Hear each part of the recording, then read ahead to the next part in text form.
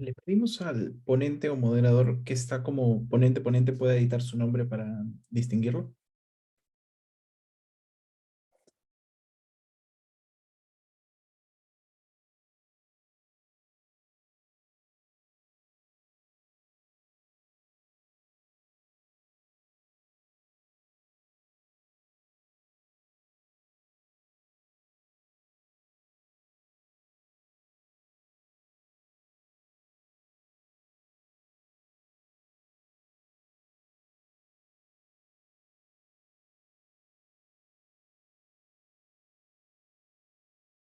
Le pedimos nuevamente a la persona que está como ponente, que pueda editar y poner su nombre, por favor.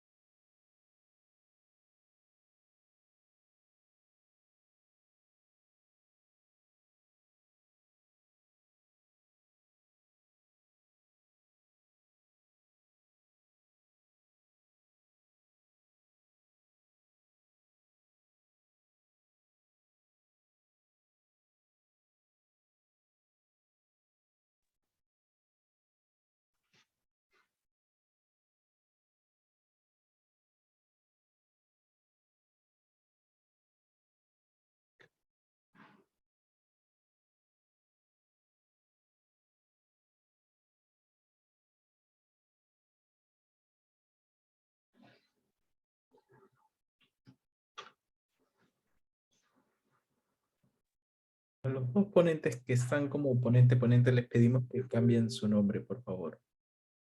Iniciamos en 2 minutos. Cristian, indícale cómo cambiarlo. Hay veces es un poco no. Sí, hay una opción al costado de donde sale su imagen. Hay tres puntitos. Ahí hagan clic y sale cambiar nombre. Ahí pueden hacerlo de esa forma.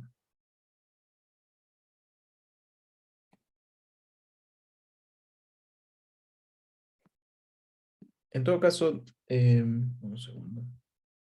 No sé si el profesor Andrés Estrada ya está con nosotros. Sí, sí, ya estoy con ustedes, pero no veo mi nombre acá. No se preocupe, ahorita lo cambio, profesor. Está bien. Entonces el otro caso es la profesora Gabriela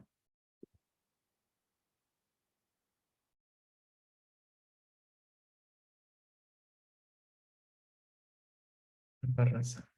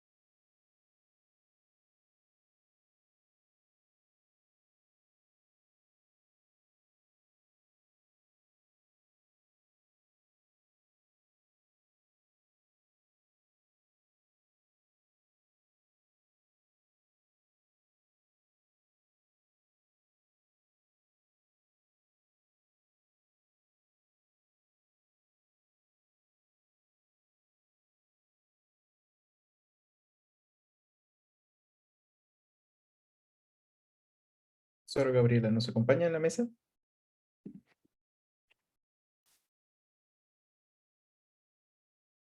Profesora Gabriela, ¿nos acompaña en la mesa? Sí, buenos días, muchas gracias. Profesora, entonces le doy la palabra para que pueda hacer el rol de moderador el día de hoy. Ya están los ponentes en la mesa esperando. Sí, Bueno, primero quiero agradecer por por participar en calidad de moderadora en esta tercera semana de la investigación RPU. Y bueno, voy a presentar a los ponentes.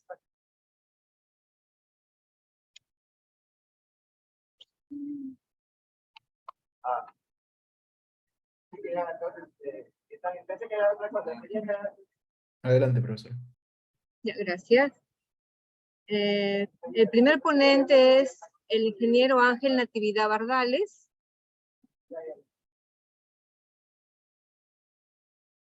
Es docente y director académico de la Escuela Profesional de Ingeniería Agroindustrial, UNEVAL, con 21 años de carrera docente, con experiencia en diseño y análisis de experimentos, procesos y operaciones agroindustriales, graduado como ingeniero en industrias alimentarias, maestro en proyectos y doctor en ciencia de los alimentos.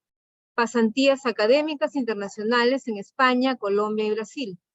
Es docente de posgrado en la UNEVAL y en la UNH.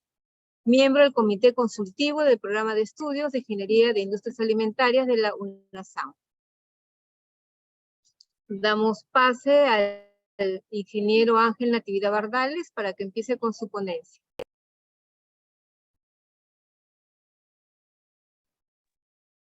Muchísimas gracias. De verdad es muy importante este tipo de eventos, ya que así nos integramos cada vez más en todo lo que es el campo de la investigación. Bien, voy a dejar de presentar mi video para hacer mi exposición. De esa manera no se interfiera con la señal de internet.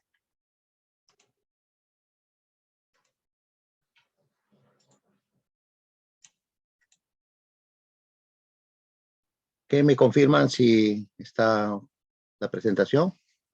Sí se ve, profesor. Solo tiene que agrandar la pantalla. Ya.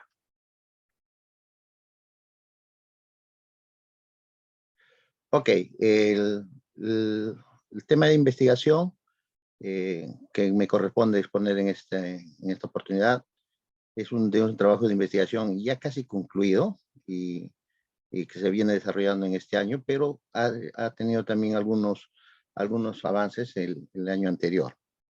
Bueno, soy Ángel David Natividad Bardales y estoy en la Facultad de Ciencias Agrarias de la Universidad Nacional Emilio Valdizán. Si bien es cierto, yo soy quien presento este trabajo, pero es un grupo de docentes que venimos realizando esta investigación, los mismos que pueden apreciar ustedes en la diapositiva. La investigación es propiedades físicas, funcionales y de textura en almidones de papas nativas cultivadas en 2 zonas de la región de Huánuco. Y hace en promedio más de 5 años, esto afectado obviamente también por el periodo de COVID, que venimos realizando trabajos conjuntos con el ingeniero Alejandro Mendoza Aguilar, que si bien es cierto no es docente de la universidad, es sin embargo un consultor y investigador que viene trabajando en todo lo que es el tema de papas nativas en la región Huánuco.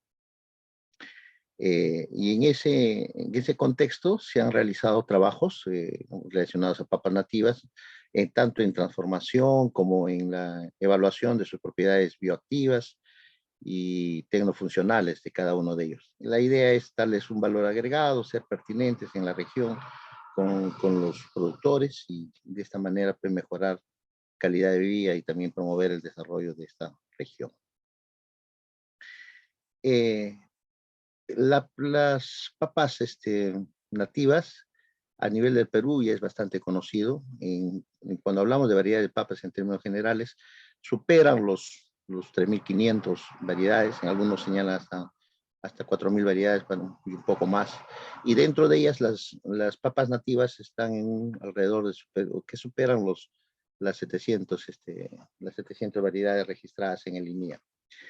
Y entonces es necesario, siendo uno de los cultivos promisorios de lo que es Huánuco, es importante pues buscar generar información que permita que se aproveche con mayor cuantía estos recursos. Hablando de lo que es las papas nativas, bueno, la papa es una fuente muy rica, la papa nativa es mucho más porque la coloración es una señal de que, bueno, presenta componentes bioactivos, ¿no? Cuando son coloraciones oscuras, pues hay, u otros tipos de coloraciones, vemos que hay presencia de polifenoles, ¿no? Y dependiendo del color, podemos decir si hay, pues, antocianinas u otros tipos de polifenoles que predominan en este tipo, en este caso, en este tubérculo. Huánuco es un productor de papas. El 2019 se logró producir más de 400.000 toneladas, según Midagri. Aparte de tener estas propiedades, lo que son, que aportan calorías y también partes nutritivas, y tiene la parte también no nutritivas, como lo que son las propiedades antioxidantes. Y de aquí, pues, que es muy interesante, porque la papa a nivel en el Perú se utiliza en diversos potajes, ¿no? Papa a la huancaína, papa rellena, carapulcra, y entre otras cosas, y entre otros tipos de alimentos. Es uno de los cultivos más importantes para combatir los retos que tiene el milenio propuesto por las Naciones Unidas, en lo que es combatir el hambre, ¿no? Reducir reducir esa tasa de desnutrición a nivel mundial. Entonces, por ahí la papa es uno de estos recursos que van a ser bastante utilizados. Bueno, hablamos también de que las papas tienen contenidos de polifenoles, antocianinas, algunos otros nutrientes, minerales que complementan cuando uno se consume este producto. El objetivo de la investigación fue evaluar las propiedades físicas y tecnofuncionales de los almidones extraídos de papas nativas cultivadas en 2 zonas de Huánuco, Perú, ¿no? Estas 2 zonas son específicos de Huánuco, es una zona de Cáhuac, en Yarohuilca, y la otra zona es de Hualmich, en Churubamba. Son 4 variedades a las cuales, con las cuales se ha trabajado, ¿no? Que se cultivan en ambas zonas que he indicado. Bueno, para hacer este estudio se partió del almidón extraído de estas variedades de papa. Entonces, inicialmente, en una forma resumida, estas variedades, las 4 variedades de ambas zonas se lavaron, fueron lavadas previamente, secadas, y luego fueron trozadas en cubos de aproximadamente 3 por 3 centímetros. Estos fueron remojadas en soluciones de metabisulfito de sodio, 2.500 miligramos por cada litro, en una relación de 1 a 3 con respecto a lo que son las papas. Luego se licuó esto y se tamizó en una malla de 200. Posteriormente, nuevamente se volvió a repetir la relación con remojarlo en una solución de metabisulfito de sodio. Y ahí ya se le adicionó ácido clorhídrico y hidróxido de sodio a una concentración de 0.1 normal. La idea era, y también con alcohol, con la finalidad de que se pueda reducir a lo máximo lo que representan algunas proteínas, trazas de grasa que podría tener la mezcla, el almidón. Luego se centrifugó y fue secado en una estufa por un periodo aproximado de 48 horas a una temperatura entre 40 y 50 grados centígrados. Ese es el almidón que se logró obtener. En términos generales, para medir la cantidad o el porcentaje de amilosa y amilopectina, bueno, partimos de un peso de 25 gramos de este almidón que se extrajo, se le adiciona el etanol, luego en un vórtex se lo mezcla, posteriormente se adicionó 2.25 mililitros de hidróxido de sodio, nuevamente en una mezcla, se lleva esto a un baño María por un periodo de ebullición, por 10 minutos. Luego pasó a una adición de una fiola de 25 mililitros, donde se adicionan algunos reactivos, como es el caso del ácido acético y la solución de yodo. Entonces, un poco acá para leer esta lectura en un espectrofotómetro a 620 nanómetros. La idea es de que el almidón, cuando reacciona con el yodo, es bastante conocido, torna una coloración rojiza, ¿no? Entonces, cuanto más rojiza es esta o más oscura, hay mayor presencia de almidón. Entonces, Esto se lo lleva con una curva patrón que es elaborada a base de amilosa y amilopectina. Y en sí lo que detecta más es la lectura, hace referencia más a la amilosa y por diferencia se obtiene la amilopectina, el porcentaje de amilopectina. Para las propiedades tecnofuncionales, igual no, se partió de un peso de 0.3 gramos, eso es engrasado a 18 mililitros, se coloca en un baño María a 80 grados centígrados, con agitación constante, se enfría, luego se centrifuga a 4.000 revoluciones por minuto. Se retira el sobrenadante y bueno, y de ello lo que queda se lleva a un desecador y se pesa. Ese peso se determina el peso y a partir de ello ya para hacer las mediciones, ¿no? Se aguarda la metodología de Seit y Salunke en 1981 y Schock 1964.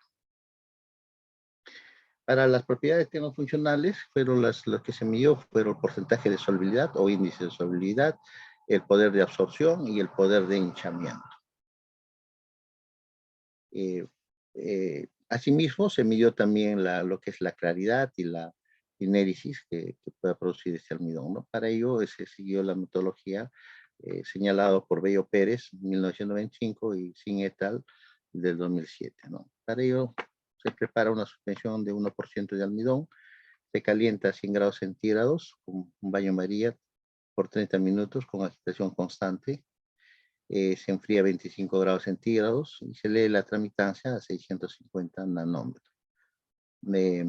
Igualmente, se prepara una suspensión del 2% de almidón, se calienta a 90 grados centígrados, se enfría a 25 y se hace la centrífuga a 3.000 revoluciones por minuto durante 15 minutos. Entonces, de acuerdo a ello, nos va a salir ya unos geles. Estos geles se mide a través de un reómetro que tenemos ahí, un analizador de texturas, CT3, para la cual se preparó la solución de almidón al 15%, el cual se llevó a 95 grados por 15 minutos, y esta pasta formada se transfirió a un becker de 100 mililitros a una temperatura ambiente de 4 grados centígrados por 24 horas, fue almacenado. Estos geles formados se utilizaron directamente en el análisis. En ello, acá pueden ver en la figura acá de la derecha, está el equipo, el textura, el analizador de textura, y en esta partita blanca están los geles, ¿no? Entonces, aquí ingresa, pues, se penetra 10 milímetros mediante una sonda cilíndrica de diámetro P25, característico de este equipo. Y eso se lectura unas curvas de fuerza-tiempo y en donde se puede medir pues, propiedades como dureza, fuerza, adhesividad, cohesividad, elasticidad, gomosidad y masticabilidad. Los valores fueron triplicados. Esta metodología está descrita en Ronda Sanabria 2009. Bueno, resultados. Con respecto a lo que es contenido de amilosa y amilopectina, en la parte superior de las zonas, zona A y zona B son las dos zonas de cultivo, y estas letras hacen referencia a las variedades utilizadas, ¿no? De papa nativa. H hace referencia a huevo de indio, K a quitipcho, C es de azúcar cantina y T es de tincuy. Igualmente abajo para la zona de A es la zona de Ucawak y B la zona de Walmish. Con respecto a la parte de lo que es de amilosa y amilopectina, encontramos que hay una relación entre 19, diríamos acá lo que encontramos, a 25% de amilosa, y la diferencia entre este caso entre 74 y 88,88, la porcentaje de amilopectina en las variedades. Con respecto a lo que es la amilosa, no se encuentra diferencias significativas en la zona A, entre las 4 variedades, mientras que en la zona B, lo que es Walmish, sí, ¿no? Las 3 variedades, tanto de huevo de indio, quitipcho y azúcar cantina, bueno, presentan mayor contenido de amilosa con respecto a la variedad de tin. Tiene 4 minutos, doctor. Listo. Y con respecto a lo que es la parte de amilopectina, también solamente en la zona B se encuentra la variación significativa. Con respecto a los valores numéricos de coloración de las expresiones numéricas, la variedad en lo que respecta a la luminosidad es la variedad de Kitt-Picchu.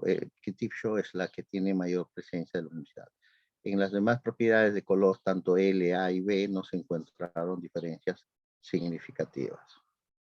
Con respecto a lo que es las propiedades tecnofuncionales, absorción, hinchamiento y calidad de los almidones, no se encontraron diferencias significativas a nivel de la variedad, de las variedades en la zona de Kawak, mientras que en la zona de Walmish sí representaron las diferencias significativas.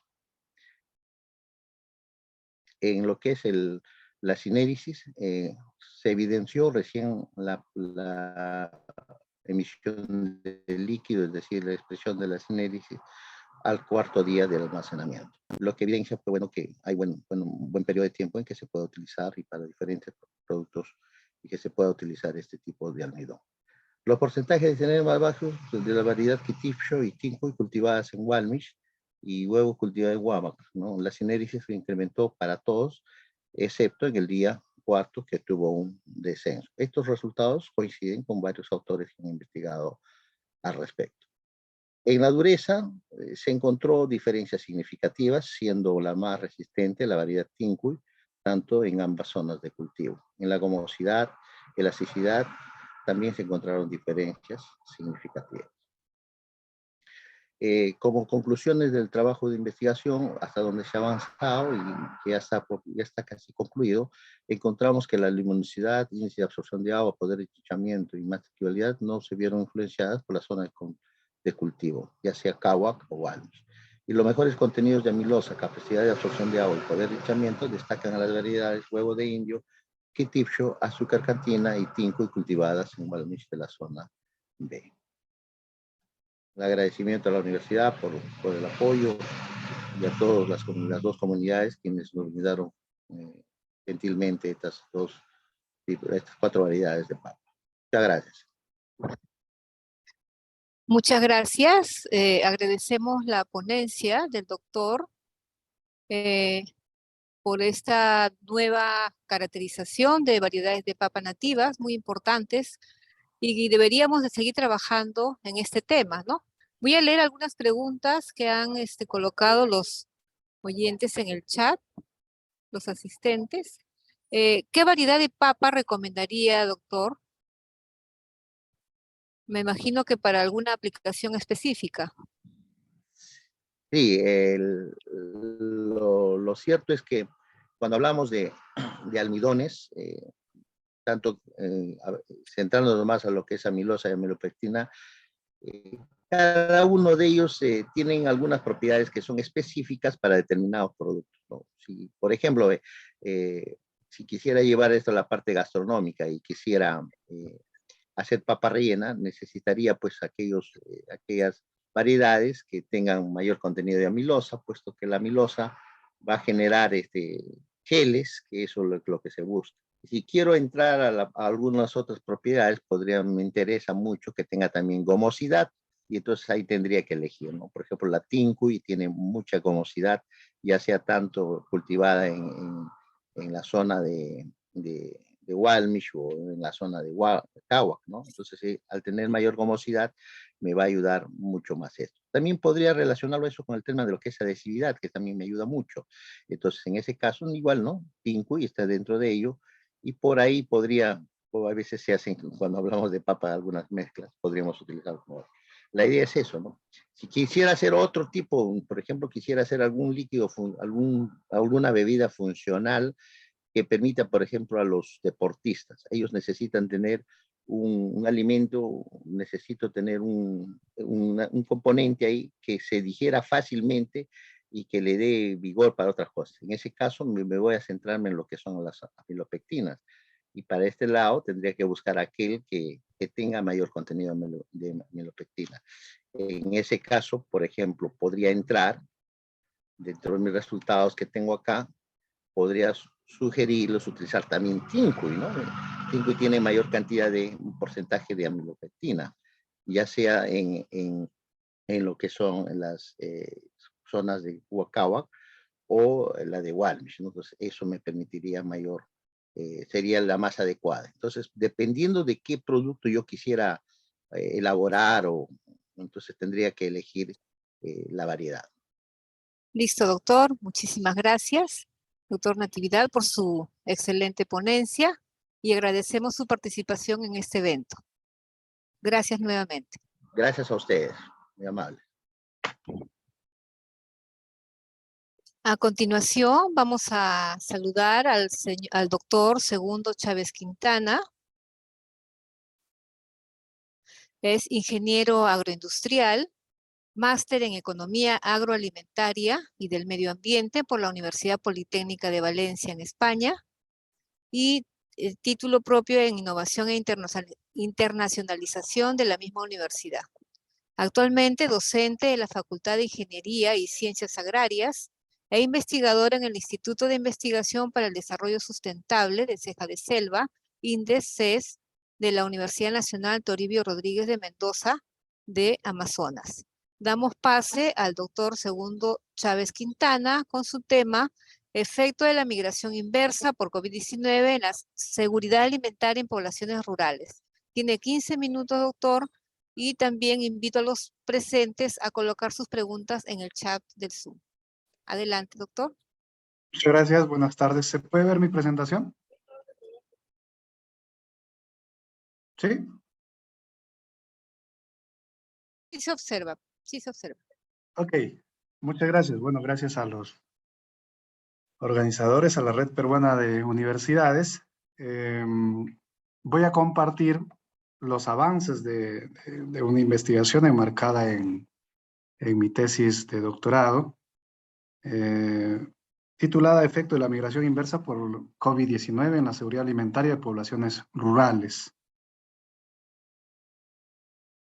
Bueno, a manera de introducción, este trabajo, esta idea, se centra en el objetivo 2 del desarrollo sustentable, el objetivo 2, que es hambre cero. Y, por supuesto, este objetivo 2 está sustentado en estas cifras que ustedes pueden observar en esta lámina, en estas cifras que evidencian que, por supuesto, hay un problema mundial que preocupa a toda la humanidad, el hambre cero. La seguridad alimentaria, por supuesto, es el objetivo. Para lograr o para cumplir con este objetivo del desarrollo sostenible, necesitamos nosotros garantizar la seguridad alimentaria de todas las poblaciones a todo nivel, en todas las latitudes del mundo. Por lo tanto, esa es la preocupación del mundo. El mundo ha venido trabajando, los países han venido trabajando en la consecución de este objetivo, ha venido planteando políticas. Sin embargo, el año 2019, a finales del 2019, ocurre cierto fenómeno mundial que es conocimiento de todos, que podría, en ese entonces planteamos que podría estar poniendo en riesgo la seguridad alimentaria, además de los fenómenos mundiales que ya es también conocido. La seguridad alimentaria, por lo tanto, del mundo está amenazada por problemas globales como, por ejemplo, el cambio climático. Es uno de los elementos, uno de los fenómenos que amenazan la seguridad alimentaria de las poblaciones. Y también, según la FAO, las enfermedades y las pandemias, la COVID-19, pueden ser fenómenos que podrían amenazar o podrían incrementar la inseguridad alimentaria de las poblaciones en el mundo. Entonces, recordemos que a inicios del año 2020, los países, a raíz de la COVID-19, empiezan a implementar medidas para frenar el avance de la pandemia, ¿no? Para controlar la pandemia. Unas restricciones gubernamentales. En marzo del 2020, el país declara el estado de emergencia sanitaria y cierra fronteras y restringe actividades productivas y otro tipo de actividades también, ¿no? Entonces, eso hace de que el modo de vida de las poblaciones se modifique, que cambien, sobre todo de las poblaciones vulnerables. Y esas poblaciones vulnerables, por supuesto, se encuentran en las zonas marginales de los países, ¿no? En ese sentido, ese fenómeno, al menos en los países en vías de desarrollo, esas acciones que los estados, los gobiernos han emprendido para controlar, ¿sí?, o para mitigar los efectos de la pandemia COVID-19, ha generado o ha ocasionado un fenómeno de migración, ¿sí? Normalmente, cuando estudiamos la migración, lo estudiamos, es decir, normalmente se da de las zonas rurales hacia la ciudad en busca de oportunidades. Debido a algunos problemas propios del entorno rural, las poblaciones buscan o migran hacia las ciudades para encontrar mejores oportunidades, mejor calidad de vida.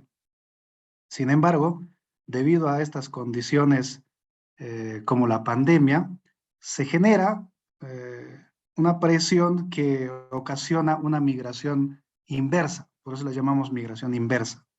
Es decir, las personas van de la ciudad al campo, ¿no? Y hay evidencia en la literatura de que básicamente las personas que van de la ciudad al campo por estos fenómenos adversos son aquellas que en tiempos anteriores migraron del campo a la ciudad, o sea, retornan al campo. Es una migración inversa.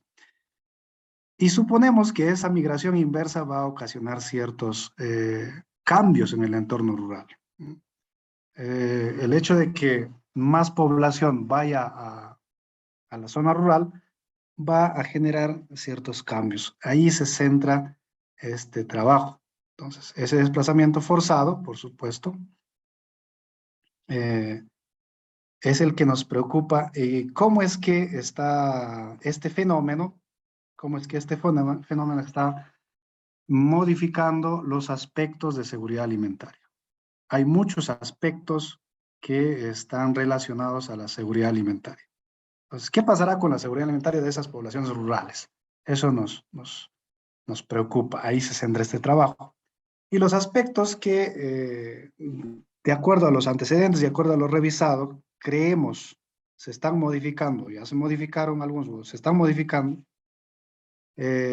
son básicamente 4. Los aspectos más fáciles de observar, de medir, que por supuesto la seguridad alimentaria tiene muchas otras dimensiones. Primero, creemos que el hecho de que la población retorne al campo inmediatamente modifica la mano de obra disponible en el campo. Esa mano de obra disponible, por supuesto, tiene como recurso principal a la tierra, al agro, a los recursos que están ahí, y tiene que hacer algo, tiene que dedicarse a hacer algo.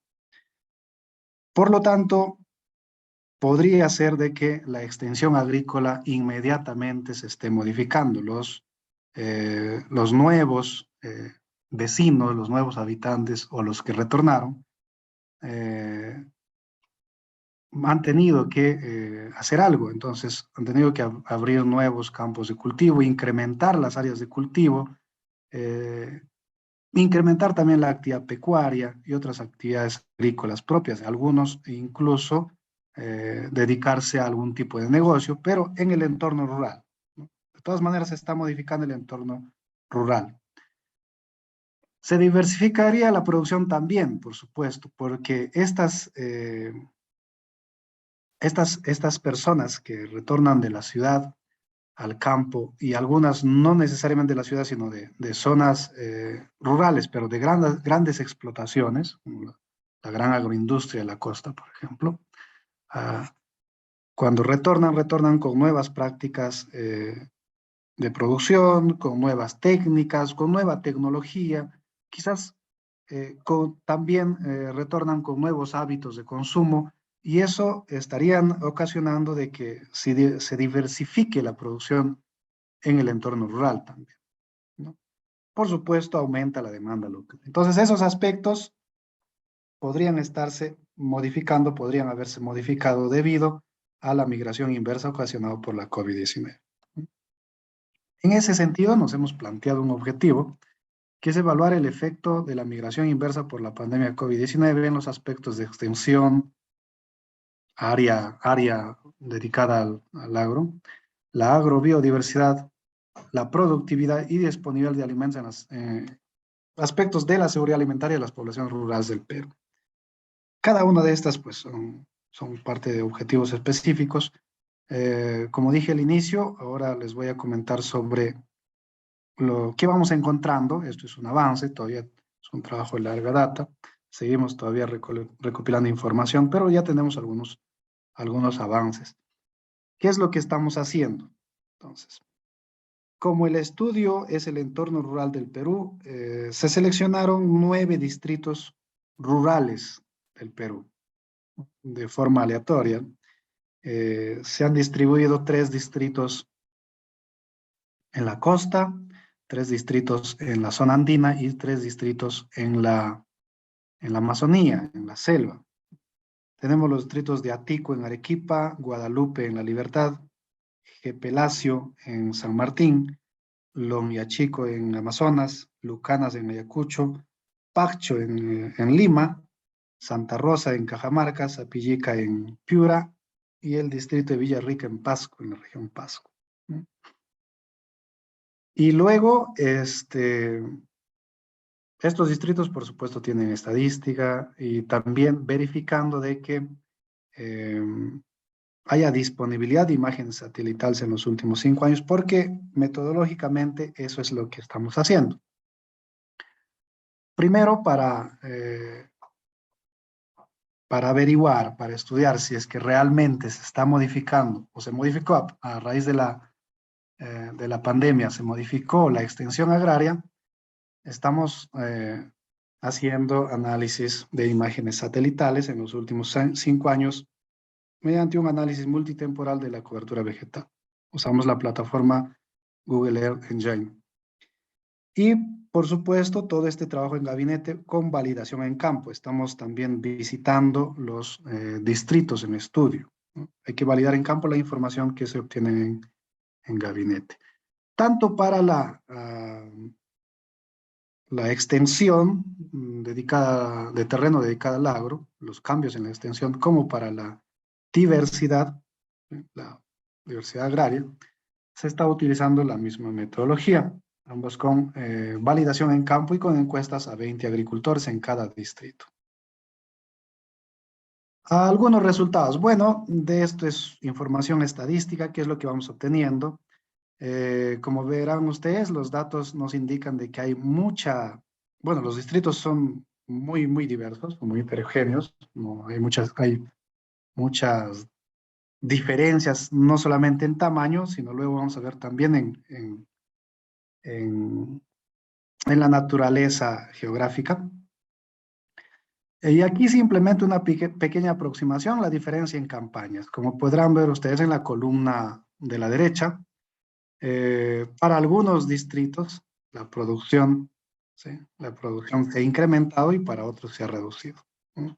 Entonces, desde ahí ya nos vamos aproximando de que el efecto no siempre es el mismo, ¿no?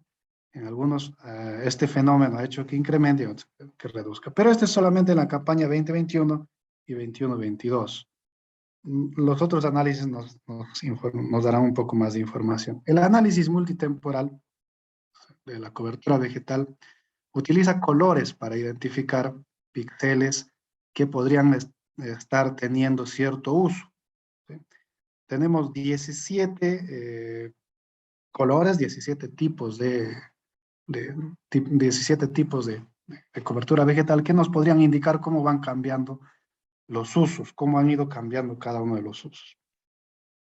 Brevemente, como ustedes verán, ¿qué es lo que estamos obteniendo en la costa? Por ejemplo, aunque la metodología decía 5 años, aquí tenemos 7 años, 7 años para poder ver cómo es que ha venido evolucionando el uso del suelo y cómo es que está cambiando a raíz de la pandemia.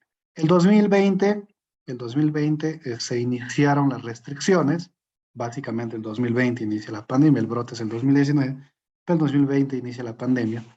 Y pueden ver ustedes que ya tenemos cambios, al menos de extensión y también de tipo de cobertura. Tenemos cambios bien diferenciados a partir del 2020. Este es el distrito de Guadalupe en La Libertad.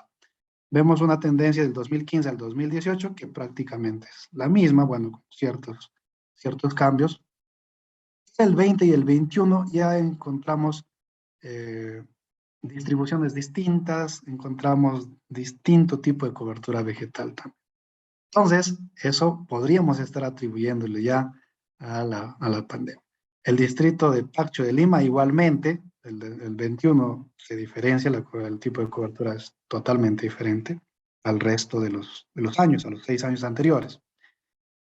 El 21, es decir, en el distrito de Atico, que es un distrito bien, bueno, es grande, pero es el espacio dedicado al agua es muy pequeño, así que la diferencia casi no se nota. Y seguramente cuando hagamos los cálculos numéricos, a lo mejor encontraremos o no algún efecto. Pero en el distrito de Atico, por lo tanto, por lo pronto no vemos mucha diferencia. En la sierra también encontramos diferencias. ¿Sí? En la sierra también encontramos diferencias conforme observamos en los distritos anteriores. Tiene 3 minutos, doctor. Termino, no hay problema.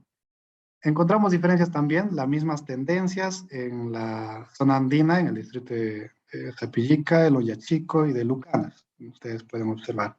En Lucanas hay un cambio de la cobertura, como se puede observar en el año 2021.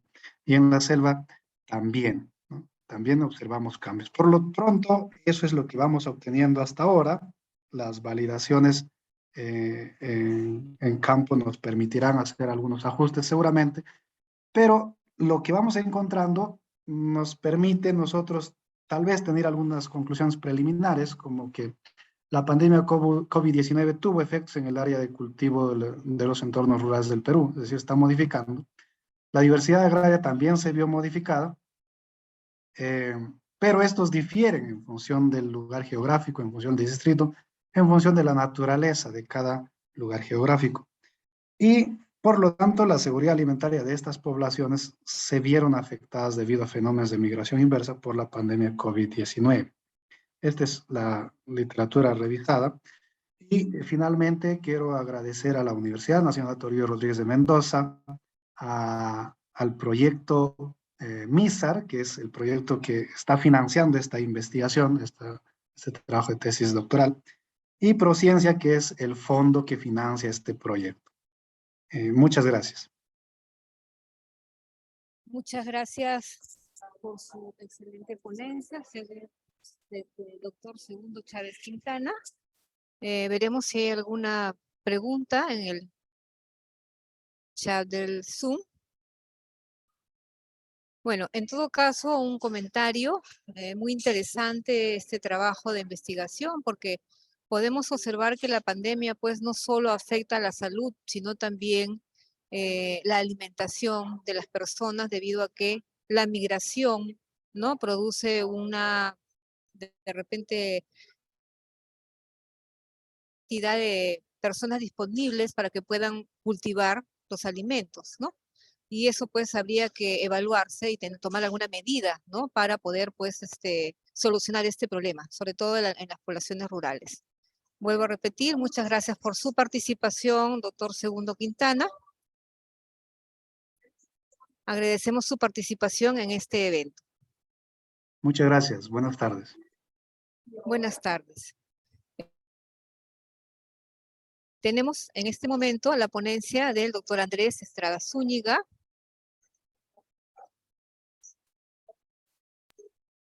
Buenas tardes. Ingeniero zootecnista, docente de la UNSAC, investigador en gestión sustentable de ecosistemas de montaña, pastizales, bofedales, agua, su relación con la producción animal, los medios de vida, el cambio climático y el bienestar de la sociedad andina del Perú y en la región andina amazónica de Sudamérica.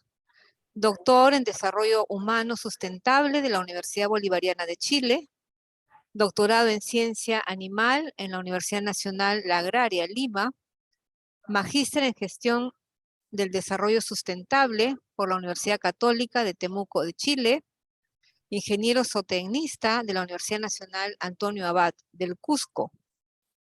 El doctor nos va a brindar su ponencia referido al tema efectos del cambio climático sobre los sistemas de producción pecuaria en la Sierra Sur del Perú. Animamos a todos los participantes para que puedan colocar sus preguntas en el chat del Zoom, por favor. Doctor, le cedo la palabra, tiene 15 minutos. Buenas tardes, voy a presentarles un resumen rápido de en sí un programa de investigación que tenemos dentro del Centro de Investigación en Ciencia y Tecnología Andino Amazónico de la Escuela Profesional de Zootecnia de la UNSAC. El proyecto viene desde el 2015 y actualmente continuamos trabajando, ¿no?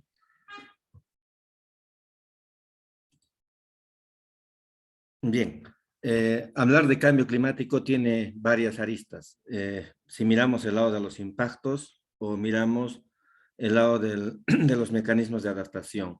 En este caso, el proyecto se ha centrado en construir una línea de base de los efectos del cambio climático sobre los sistemas de producción, principalmente ganaderos de la zona andina.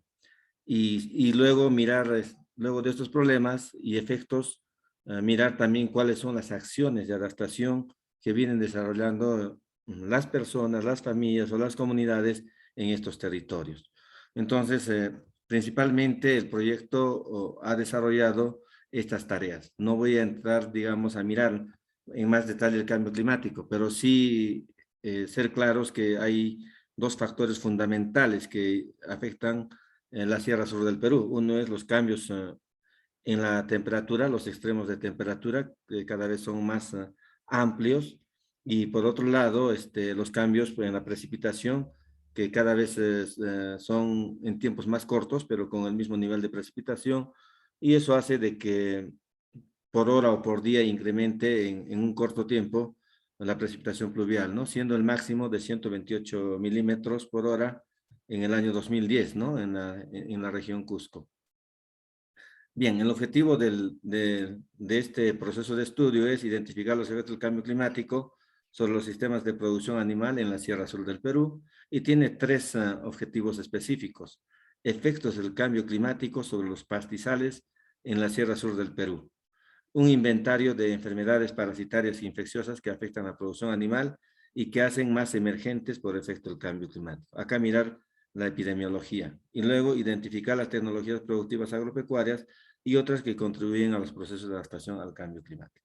Con estas tres preguntas, digamos, o tres propósitos, hemos seleccionado primero cuáles serían los ámbitos de estudio, ¿no? En Cusco, varios lugares, porque justamente la prioridad de la UNSAG es investigar en la región.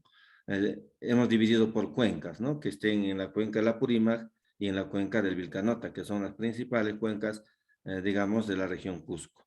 En la zona alta de Arequipa, que es nuestro colindante y permanente, digamos,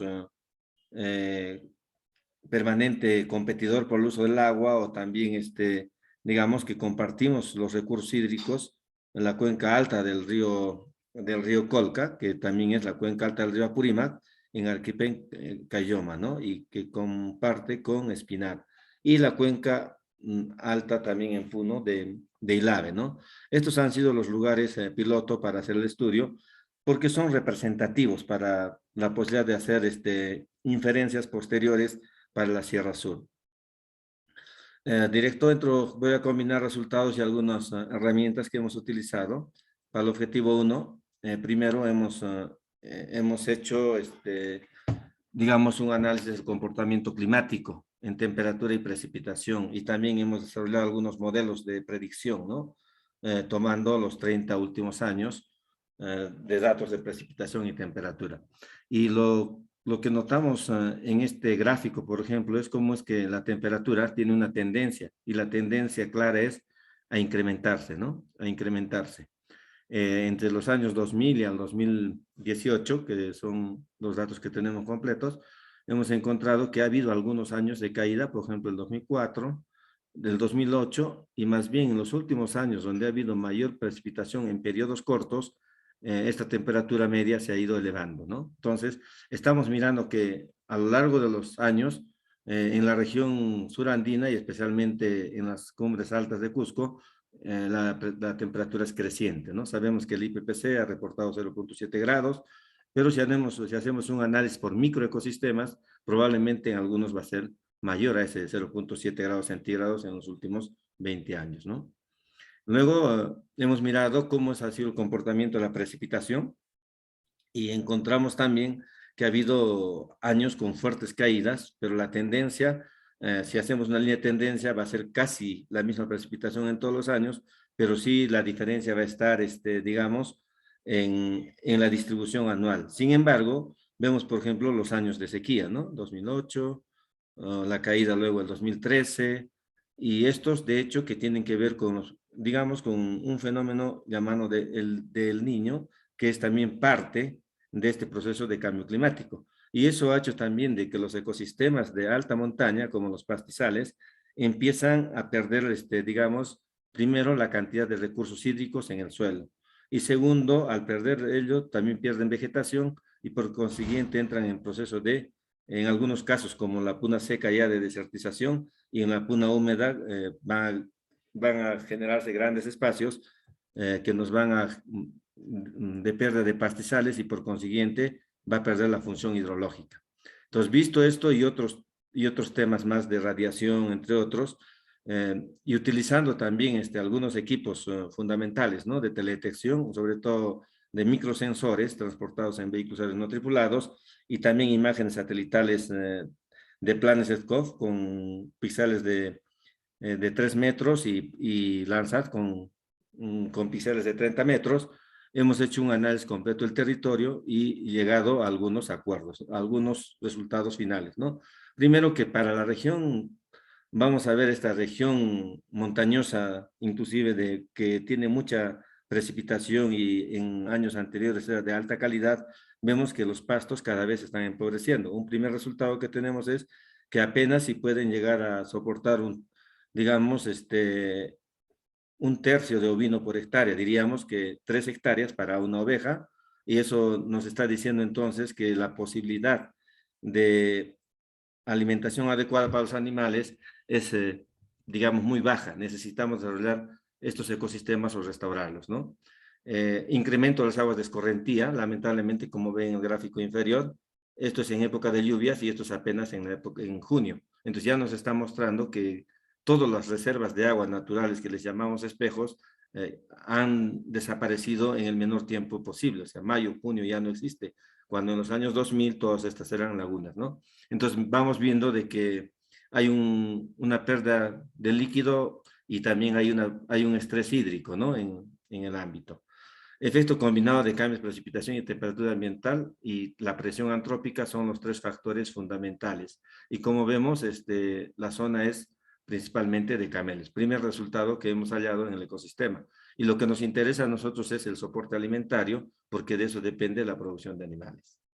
En la puna seca, Arequipa, en este caso, la zona de la Reserva Nacional de Salinas y Aguada Blanca y la cabecera de cuenca del río Colca-Cayoma, encontramos que prácticamente el efecto del cambio climático, más el efecto de pastoreo intenso, ha hecho de que ya estos sistemas de pajonales, estos son pajonales secos, vienen ya incrementando su proceso de desertización, pérdida en gran cantidad de suelo, y lo más preocupante es la cantidad de tierras que se arrastran. ¿Para qué?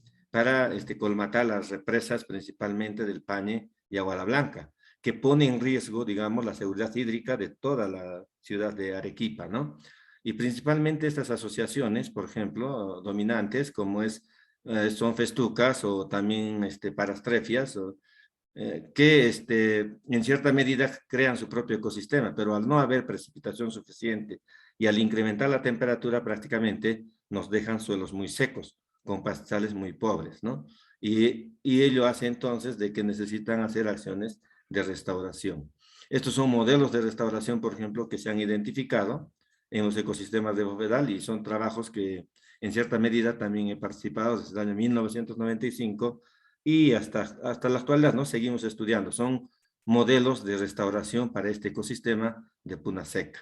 Aquí hay digamos, un reconocimiento de la capacidad, primero, productiva de la naturaleza y encontrar las especies, digamos, que son de alta calidad nutritiva para los animales y restaurar con estos, ¿no? Los ecosistemas y conseguir la disminución de ¿qué? De este proceso de certificación y también el incremento de los bofedales, que son básicos para la restauración hidrológica del ecosistema y para la alimentación de animales. Esto en la zona de Puna Seca.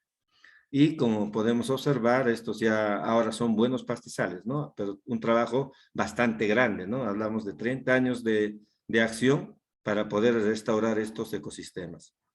Luego, en la misma Puna Seca también encontramos que la gran parte, y esto es, digamos, una especie, podemos decir, forestal, que viene desde Ayacucho hasta la zona norte de Argentina, parte de Chile y Bolivia, y son los famosos tolares, ¿no? La parastrefia, que además de ser afectado por el cambio climático, es decir, los efectos de precipitación, temperatura, radiación, ha hecho de que la extracción excesiva disminuya, ¿no? Entonces, encontramos, por ejemplo, que los modelos no restaurados tienen 5 plantas por 10 metros cuadrados, y entonces gran cantidad de territorio sin poder restaurarlos, ¿no? Y tenemos en las zonas donde se ha trabajado restauración 30 tolas que permite cumplir con su función estructural e hidrológica de este ecosistema tolar. Y esto es lo que, claro, se recomienda para la región de Arequipa, que es el que más, Arequipa, Moquegua y Puno, que serían los más afectados, ¿no? Luego, para el objetivo 2, se ha hecho un inventario de las enfermedades y desarrollar mapas epidemiológicos que estén relacionados a enfermedades emergentes por el cambio climático. Dentro de ellas hemos trabajado enfermedades infecciosas y parasitarias, ¿no? Y para ello, claro, la universidad a través del proyecto, a través de la universidad ha implementado con equipos, métodos modernos, ¿no? Moleculares, tanto de ELISA como de PCR, ¿no? Para identificar las especies emergentes de microorganismos que hacen daño o afectan la producción ganadera.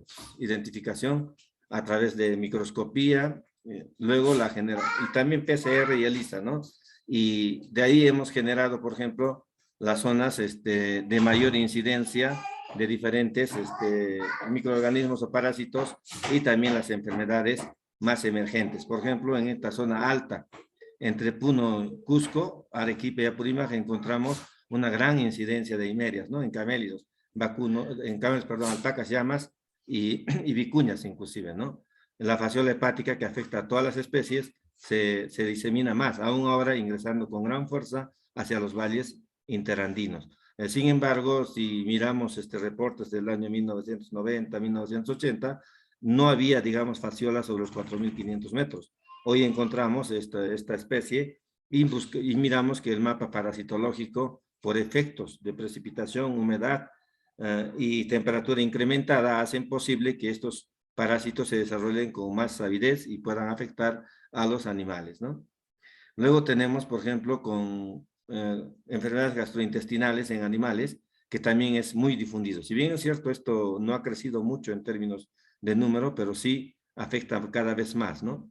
Y también tenemos la teniasis, que es una de las enfermedades que afecta muy fuertemente a animales destetados, ¿no? Si miramos efectos sobre la producción, tenemos que mirar que los animales no hayan sido afectados, digamos, en su crecimiento o en su proceso productivo. Y vemos que es creciente. Y hay una cosa bien interesante en todos los casos, de que la mayor parte de afectaciones encontramos en la zona andina. La zona amazónica, digamos que está muy poco afectado, o también la ganadería, digamos, es menos intensa, ¿no? Entonces, para ello estamos mirando estos temas, ¿no? Pero no nos hemos quedado a decir, vamos a mirar problemas, pero también miramos que el cambio climático no siempre es negativo, también tiene acciones positivas, y por otro lado, que la sociedad ha reaccionado con gran rapidez, digamos, hablando en tiempos de cambio, ¿no? Es decir, los últimos 30 años en el caso de algunas cuencas específicas que hemos estudiado, encontramos que sí, los campesinos han desarrollado algunas metodologías. Por ejemplo, incrementar los espejos de agua. Ahora ya son programas nacionales, pero esto viene de la idea de los campesinos desde hace unos 30 o 40 años, ¿no? Inclusive hoy día tenemos Sierra Azul, Las Cochas, pero que en buena cuenta son, digamos, espacios que los agricultores han empezado, campesinos en general, pastores han utilizado para almacenar agua y hacer posible la existencia de las cuencas, alimento en las cuencas para el ganado y alimento para la población. En el caso de, por ejemplo, la cuenca Piuray, que es muy importante para Cusco, estos espejos de agua hacen posible juntar más de 30 millones de metros cúbicos y entregar hacia la laguna, ¿no? Otro mecanismo que han utilizado los productores campesinos y que se ha evaluado son los diferentes tipos de zanjas de infiltración y su, digamos, su aporte en agua. Entonces, los diferentes mecanismos de adaptación que han desarrollado en zonas totalmente, digamos, que están en proceso de desertización, han desarrollado acciones. ¿Y qué ha pasado con ello? Por ejemplo, notamos que ha mejorado algunos elementos. Primero, la temperatura de ese microambiente es mucho más amigable y ya no es tan frío. Durante el día las variaciones no son tan grandes, ¿no? Como sucede en zonas donde los campesinos no han desarrollado métodos de adaptación. Entonces miramos la temperatura ambiental con más uniformidad.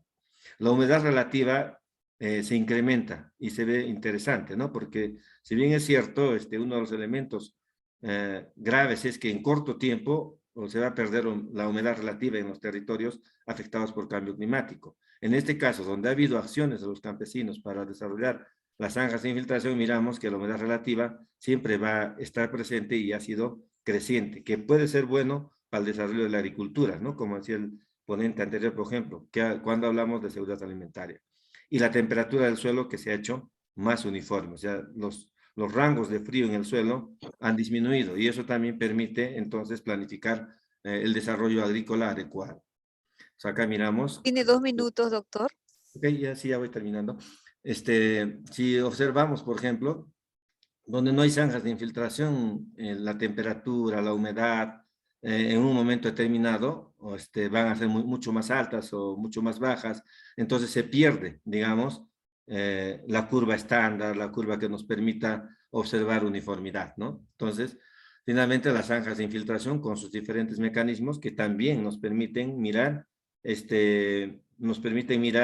cómo es que estos territorios ahora han sido devueltos para la agricultura, ¿no? Y con productos, digamos, que van a asegurar la alimentación de la población. Todos estos resultados, sí, efectivamente, luego como propuesta, se ha desarrollado un plan de gestión de las comunidades alpaqueras, luego un estudio de los ecosistemas del Tolar completo y algunas publicaciones que hemos desarrollado, ¿no? En las revistas científicas de la UNSAG y otras. Entonces, ese es el proyecto en resumen. De hecho, que si tuviéramos que presentar cada tema, seguro necesitaríamos un tiempo mayor para cada tema y con más datos, digamos, estadísticos, metodologías detalladas, ¿no? Pero en esta ocasión se eligió presentar de manera global lo que hace el proyecto Efectos del Cambio Climático en la Sierra Sur del Perú. Y el equipo de investigación que está compuesto por docentes de la UNSAG, colaboradores nacionales e internacionales, y principalmente por los semilleros de investigación que vienen a ser los estudiantes y tesistas. Muchas gracias por la invitación y seguros de que podemos participar cuando ustedes lo requieran. Gracias. Muchas gracias, doctora Andrés Estrada Zúñiga. Bueno, no tenemos ninguna pregunta en el chat, pero sí una brillante ponencia, lo felicito por ella. Y bueno, simplemente comentar de que el futuro de la Tierra y de las próximas generaciones de los que habitamos en ella se encuentra amenazado, como usted ha manifestado, por el efecto del cambio climático.